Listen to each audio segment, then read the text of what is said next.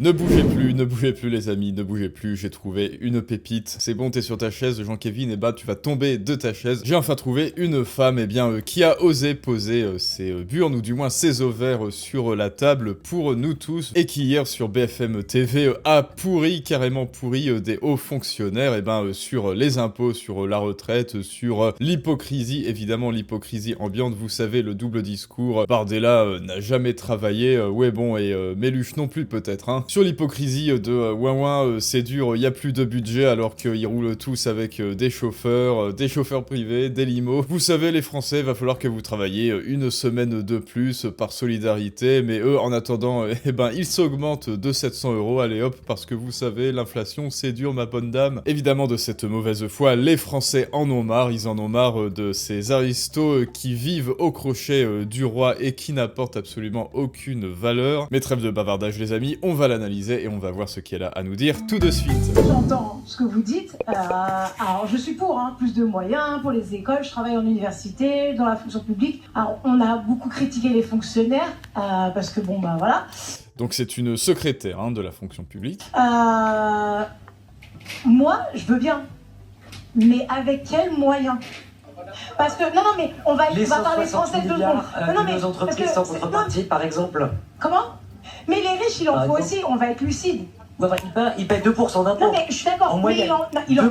On est d'accord, mais il en faut aussi. Bon alors déjà, ils payent 2% d'impôts, source t'inquiète, non, quand tu es dans la tranche supérieure d'imposition, c'est 45% de ton revenu, quoi qu'il arrive, mais derrière, avant, tu auras payé d'autres charges, évidemment, ensuite, si tu es patron, les charges patronales, si tu es entrepreneur, encore plus l'URSSAF. En tout et pour tout, ça peut faire jusqu'à 70% d'imposition, en tout et pour tout, et même plus parfois. Et non, les riches, ils sont pas tous en train de frauder, la plupart, ils payent des impôts, et devine quoi, mon gars, c'est grâce à eux qu'il y a des recettes qui rentrent, et oui, quoi qu'on dise des riches, casse-toi sale riche, casse-toi Bernard Arnault, les riches en France, c'est la source principale de revenus de l'État français. Mais en fait, évidemment, tous les Français qui bossent, tous les Français, comme vous et moi certainement, qui payaient des impôts, qui payaient l'URSSAF et compagnie. Et ça alors, quel paradoxe, devinez quoi les amis, la France veut nous faire partir, elle veut nous éviscérer d'impôts, elle veut nous dire allez taxe toujours plus, allez fais un effort, un petit effort, solidarité, allez pour ton ami Karim, pour qu'il puisse toucher sa petite prime de Noël bien sûr. Nous sommes des vaches à lait que l'État essaye de faire fuir, et oui l'État français veut faire fuir sa source principale de revenus. Génial l'État français, bravo, continuez comme ça, on va voir dans 10-20 ans qui restera. Il faut pas oublier que 30% des Français payent des impôts. C'est-à-dire que 70% des Français ne payent pas d'impôts. On est saigné, on n'en sort plus. Ok, heureusement qu'il y a des riches. Demain, Bernard Arnault s'en va, par exemple, parce qu'on parle souvent de lui, on pleure. D'accord? Il y a énormément d'entreprises de petites PME qui vivent grâce à LVMH. C'est ce qu'il a fait d'ailleurs, Bernard Arnault, vous vous rappelez, il y a quelques années, on lui a dit, évidemment par ce paradoxe de la vache à lait, qu'on essaye de faire fuir, on lui a dit casse-toi sale riche, il a dit d'accord, ensuite il est devenu multimilliardaire. Bernard Arnault, la source principale de revenus de l'État français, et qui est-ce qu'on moleste, qui est-ce qu'on fouette jour et nuit, ça alors c'est Bernard Arnault. Enfoiré Bernard Arnault, enfoiré, tu nous donnes de l'argent, enfoiré. D'accord? S'ils s'en vont, on meurt. Mais nous rapportons rien. Moi personnellement. Il te rapporte rien, si, ça fait que tu as des congés payés, ça fait que tu as une carte verte, même si elle sert presque plus à rien, ça fait que tu as une mutuelle qui est effectivement un peu moins chère que aux States, même si moi je vous ai partagé mon point de vue, je préférerais avoir un revenu brut, on ne me retire rien en charge pour ma pension retraite, que de toute façon on n'aura jamais, les amis, on ne me retire rien pour le remboursement de la carte verte, de la santé, des soins gratuits, etc. On me retire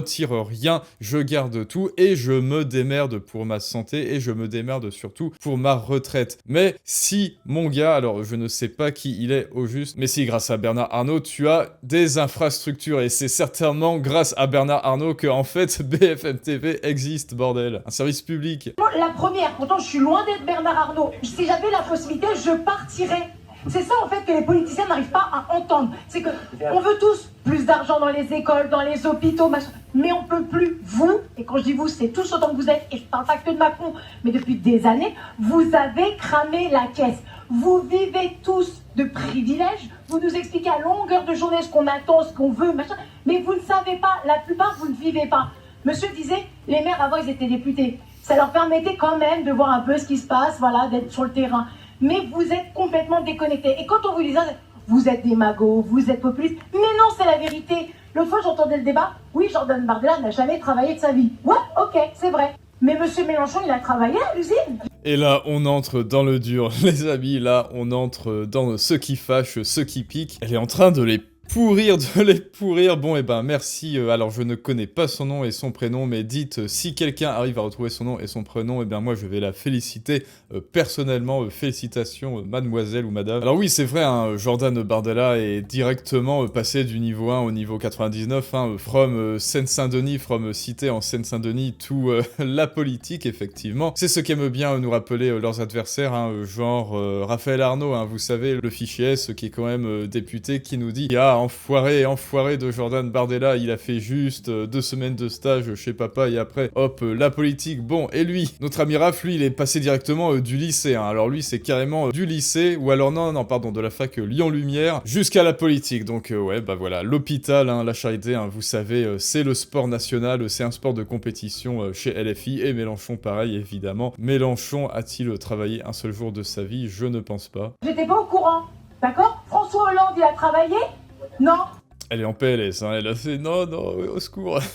Aucun. La grande majorité, ils n'ont jamais travaillé. Et aujourd'hui, ce sont des messieurs qui ont 5 retraites, des chauffeurs, des machins qui viennent nous expliquer que, mais vous comprenez, on s'en sort plus. Oh, allez, 7 heures par jour en plus, c'est pas compliqué, hein. Et puis un jour de férié en moins, et machin. Mais non. Allez, travaille s'il te plaît, cotise un petit jour de plus pour payer la pension de Mathilde Panot. Tiens d'ailleurs, allez, toujours comme toujours, lâche ton plus beau pouce bleu. Et surtout, si ça n'est déjà fait, abonne-toi, et plus on sera d'abonnés, plus Mathilde Panot et surtout Raphaël Arnaud vont rager et vont nous couvrir de sel de Guérande. Et ça n'a pas de prix, parce que ici, on fabrique le meilleur sel de France et il est bon. Et vous l'avez certainement remarqué, qui nous dit, allez, un petit geste de solidarité, allez, un petit effort, allez, travaillez encore plus, s'il vous plaît, la retraite à 62 ans, et puis à 64, et puis à 120, et puis à 340 ans, tiens, allez, parce qu'à 340 ans, on est encore bien en forme. Évidemment, ce sont les députés qui, eux, peuvent prendre leur retraite quand ils veulent, ont 7000 balles par mois, s'augmentent comme ça, allez hop, au pied levé. Bref, c'est du foutage de gueule, en fait, on est encore sous une royauté, dites-vous. Et c'est pour ça que je vous dis tout le temps qu'en fait, il faut couler une dalle en béton et changer de philosophie. Il faut pas changer les personnes, il faut pas couper les têtes et en mettre d'autres, non,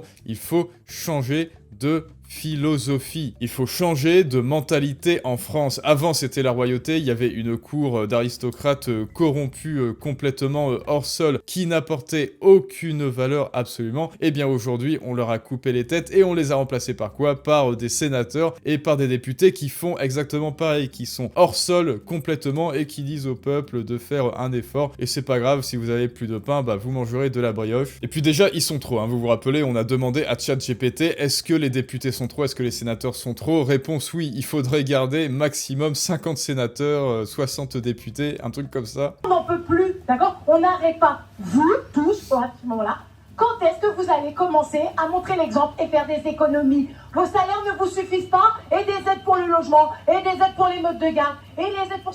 Mais c'est plus possible en fait. Et quand on vous dit ça, alors qu'on le dit tous, on peut prendre le micro, on va tous dire la même chose, c'est « mais vous êtes démagogues, mais vous êtes populistes ». Non, c'est juste qu'il y en a marre. Nous, on gère pas, alors qu'on tire le diable par la queue, d'accord? On fait avec ce qu'on a et on s'en sort pas. Et vous? Elle est en train de les pourrir là. Elle est en PLS, Brigitte. Brigitte Zinzin. Vous avez les tickets de la bourse. Mais qu'est-ce qui se passe? Qu'est-ce qui m'arrive? J'ai pas payé pour ça, pour l'émission. Vous avez l'argent à foison sans même des voix à rendre de compte. Et vous cramez la caisse. Et après vous lui dites, vous avez l'argent à foison sans même des voix à rendre de compte. Et vous cramez la caisse. Et après vous lui dites, excusez-moi, mais on a découvert, là va falloir nous donner parce que nous on s'en sort plus. Et c'est plus possible en fait. Oui, voilà, on crame la caisse, comme elle dit, hein, je reprends son expression, on crame la caisse et ensuite, oh, excusez-moi, c'est dur, s'il vous plaît, faites un effort pour nous, que je puisse continuer à faire du jet ski et à appeler mon chauffeur, s'il vous plaît, hein. Et rappelez-vous, surtout, rappelez-vous, Bardella n'a jamais travaillé de sa vie, alors c'est le méchant. Et ça, c'est à tous les niveaux. Et quand j'entends, non, moi, je signe pas cette loi, parce que ça, c'est l'URN, alors par principe, je suis d'accord, hein. Comme là, le monsieur, c'est ce qu'il disait, la loi pour l'endométriose. Mais à quel point c'est ridicule, en fait. Mais vous vous rendez compte un petit peu de l'image que vous donnez? Moi, mes parents, c'est des boomers, d'accord? Typiquement. Aujourd'hui, je fais partie de la génération qui sait qu'elle aura, pour le même âge, une moins bonne situation que mes parents. Je vais vous le dire, j'ai que 34 ans, je suis jeune. Je n'ai plus aucun espoir pour ce pays. Comme je le disais, si j'avais l'opportunité, je serais la première à partir. D'accord? J'aime mon pays, j'aime la France, j'aime ce qu'il représente. Je n'ai pas envie de partir. Mais si je pouvais, je fuirais.